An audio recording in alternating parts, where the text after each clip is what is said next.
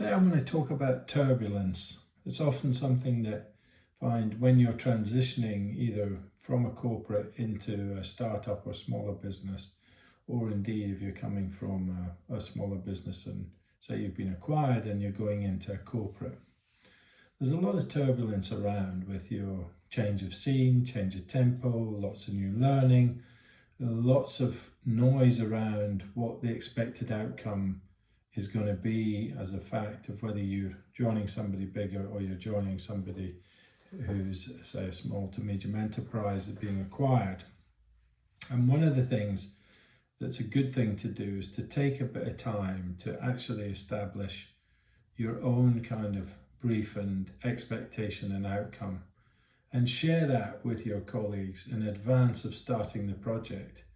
Because often you may find that you're signing up to something that the expectation is disproportionately not something that you believe is going to actually happen, and there may have been a lot of misinformation about what the expected outcome should be, and so that you can get some control of it. And also you're then much more sure-footed and in control of running you as a project as such, and therefore get a much better outcome, and you're more sure-footed around people, so you can control your environment better and calm down all the turbulence that you can find. And that's often a good little exercise to do.